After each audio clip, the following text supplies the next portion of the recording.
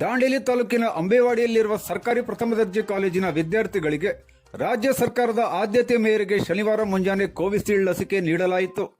ಸರ್ಕಾರಿ ಪ್ರಥಮ ದರ್ಜೆ ಕಾಲೇಜು ದಾಂಡೇಲಿ ಆಂತರಿಕ ಗುಣಮಟ್ಟ ಭರವಸಾ ಕೋಶ, ಎನ್ಸಿಸಿ, ಎನ್ಎಸ್ಎಸ್, ಸ್ಕೌಟ್ಸ್ ಮತ್ತು ಗೈಡ್ಸ್, ಯೂತ್ ರೆಡ್ ಕ್ರಾಸ್ ಘಟಕಗಳು, ಜಿಲ್ಲಾ ಆರೋಗ್ಯ ಮತ್ತು ಕುಟುಂಬ ಕಲ್ಯಾಣ ಇಲಾಖೆ ಕಾರವಾರ ಹಾಗೂ ಸಾರ್ವಜನಿಕ ಆಸ್ಪತ್ರೆ ದಾಂಡೇಲಿ ಇವರ ರಾಷ್ಟ್ರೀಯ ಆರೋಗ್ಯ ಅಭಿಯಾನದ ಅಡಿಯಲ್ಲಿ ನಡೆದ ಲಸಿಕಾ ಅಭಿಯಾನದ ಉದ್ಘಾಟನಾ ಕಾರ್ಯಕ್ರಮವನ್ನು ಕಾಲೇಜಿನ ಪ್ರಾಧ್ಯಾಪಕರಾದ ಪ್ರೊಫೆಸರ್ ಎಸ್.ವಿ. ಚಿಂಚಣಿ ಮತ್ತು ಸಿಪಿಐ ಪ್ರಭು ಗಂಗನಹಳ್ಳಿ ಅವರು ಜ್ಯೋತಿ ಬೆಳಗಿಸಿ ಉದ್ಘಾಟಿಸಿದರು. ಈ ಸಂದರ್ಭದಲ್ಲಿ ಪ್ರೊಫೆಸರ್ ಎಸ್.ವಿ. ಚಿಂಚಣಿ ಅವರು ಮಾತನಾಡಿ, ಕೊರೋನಾ ಸೋಂಕಿನಿಂದ ರಕ್ಷಿಸಿಕೊಳ್ಳಲು ಪ್ರತಿಯೊಬ್ಬರೂ ಲಸಿಕೆ ಹಾಕಿಕೊಳ್ಳಬೇಕು.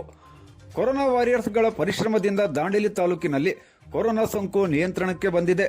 ಅದರಲ್ಲೂ ಸರ್ಕಾರಿ ಆಸ್ಪತ್ರೆ ವೈದ್ಯರು ಕೊರೋನಾ ಸೋಂಕಿನ ನಿಯಂತ್ರಣದಲ್ಲಿ ಗಣನೀಯ ಪಾತ್ರ ವಹಿಸಿದ್ದಾರೆಂದು ಪ್ರಶಂಸೆ ವ್ಯಕ್ತಪಡಿಸಿದರು.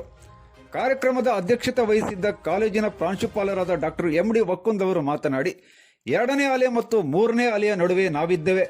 3ನೇ ಅಲೆ ಬರುವುದರೊಳಗೆ ಬಹುದೊಡ್ಡ ಪ್ರಮಾಣದಲ್ಲಿ ವ್ಯಾಕ್ಸಿನೇಷನ್ ಆಗುವುದು ಅನಿವಾರ್ಯವಾಗಿದೆ.